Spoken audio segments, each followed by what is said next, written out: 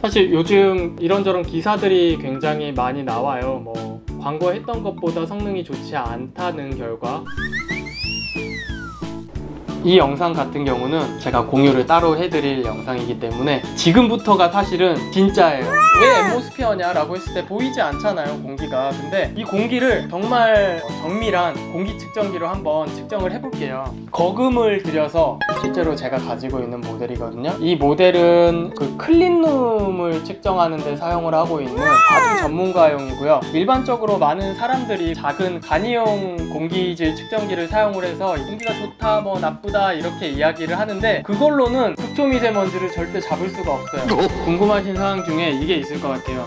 뉴스에서 발표하는 미세먼지가 좋다 나쁘다 하는 것을 얼만큼 믿을 수 있느냐라고 생각하시는 분들이 많은데, 일단 뉴스에서 나오는 정보를 제가 한번 찾아보니까 기상청에서 발표하는 자료는 10마이크로미터면 미세먼지고요. 그리고 2.5마이크로미터라고 해서 초미세먼지까지 발표를 해요. 근데 이게 너무 나쁘게 나오면 사람들에게 어떤 공포심을 자극할 수 있을 것 같아서 뉴스에 나오는 좋다 나쁘다는 10마이크로미터예요. 그냥 미세먼지. 근데 그 미세먼지보다 우리가 조금 더 신경을 써야 될 거는 초미세먼지거든요. 2.5마이크로미터 같은 경우는 일반적으로 뉴스에서 발표하는 것보다 조금 더 안 좋아요. 근데 그거는 사실 그냥 외부 공기고, 실제로 우리가 조금 더 집중적으로 생각해 봐야 될 거는 우리가 외부에서 활동하는 것보다 실내에서 더 많은 활동을 하고 있어요. 그래서 실내 공기 같은 경우는 밀폐되어 있는 공간이기 때문에 미세먼지나 초미세먼지보다는 극초미세먼지가 더 위험할 수가 있어요. 근데 극초미세먼지에 대한 예보는 없다. 근데 그 극초미세먼지를 걸러줄 수 있는 제품이 있느냐 없느냐거든요. 사실 이거는 눈으로 확인을 할 수가 없어요. 그래서 좀 전문적인 장비를 통해서 확인을 하는 방법이 있는데, 제가 조금 자신 있게 말씀드리는 부분은 이 엠모스피어 모델 같은 경우는 극초미세먼지까지 완벽하게 잡아준다는 거.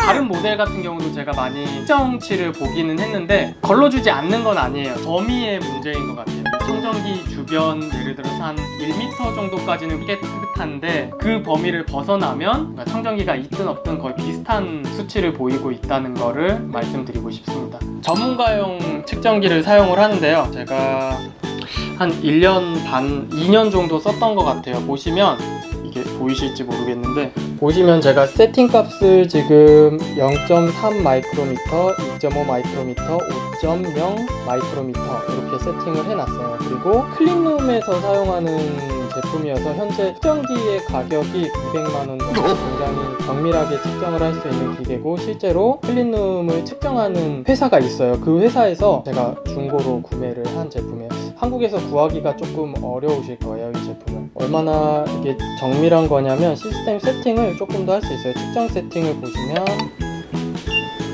채널 2에서 선택을 할 수가 있어요. 2.5일 수도 있고 2.0, 1.0, 0.5 네, 이렇게 사이즈 2를 체크를 할 수가 있어요. 근데 기상청에서 발표하는 게 2.5기 때문에 저는 채널 2를 2.5로 맞춰놓고 사용을 하고 있습니다. 네, 그래서 극초미세먼지인 0.3 마이크로미터, 그리고 초미세먼지 2.5 마이크로미터, 그리고 미세먼지보다 조금 더 작은 입자인데요, 5.0으로 흄이 돼 있어요. 그래서 이 세 가지 값을 보면서 얼마나 깨끗하게 공기를 걸러내느냐를 확인을 할 수 있습니다. 자, 그래서 클린룸은 어느 정도냐? 클린룸 같은 경우는 제가 자료를 찾아놨는데요. 그러니까 클래스 1, 클래스 10, 클래스 100, 클래스 1000 이렇게 나눠져 있고요.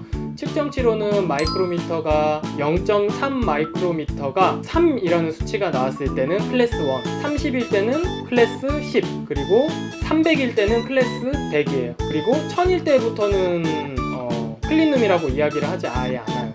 5.0 같은 경우는 아예 이야기를 안 해요. 클린룸이라고. 요거 같은 경우는 아예 그냥 클린룸이 아니라고 나와요. 그러니까 5.0으로는 미세먼지를 측정하는 게 의미가 없고 0.3 마이크로미터를 저희가 측정을 할 수 있기 때문에 이대로 한번 측정을 한번 해보면 어떤 결과가 나올까요? 자, 진행을 해볼게요. 측정을 하면 방 안의 공기는 현재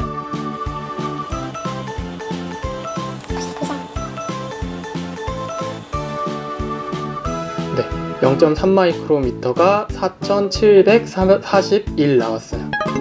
굉장히 지금 좋은 거예요. 2만이 보통인데 4700이 나왔어요. 그러니까 일반적인 방보다 지금 5배 정도 좋은 공기질을 현재 가지고 있고요. 하나 더 보시면 이 청정기 뒤에서 정말 깨끗한 바람이 나오느냐, 그래서 나오는 바람에 대고 측정.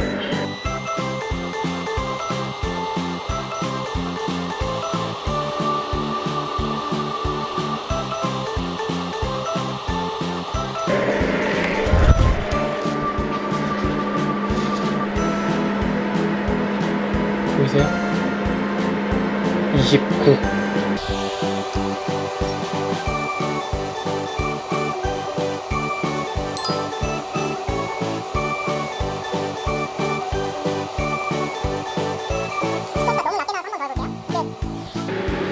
6이 나왔어요. 너무 낮은 것 같아서 제가 한 번 더 해볼게요.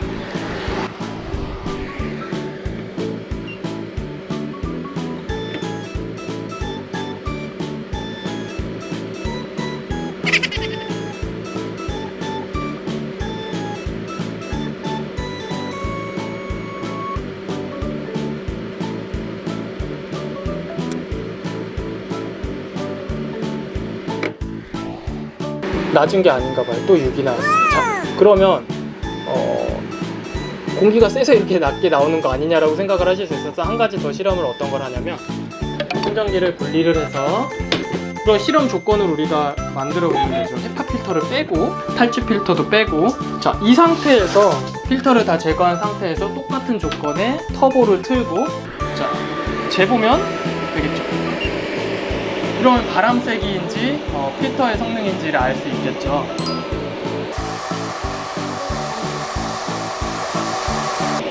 이게 터보 모드가 바람이 더 세졌어요. 보니까. 그러니까 더 강력한 터보를 사용하고 있다는 거죠. 1756이죠.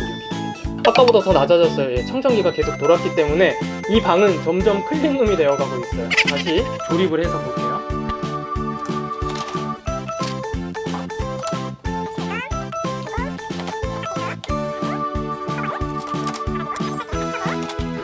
터보가 켜졌죠? 다시 측정해 보겠습니다. 조건은 똑같아요. 필터가 있냐 없냐 차이일 뿐이에요.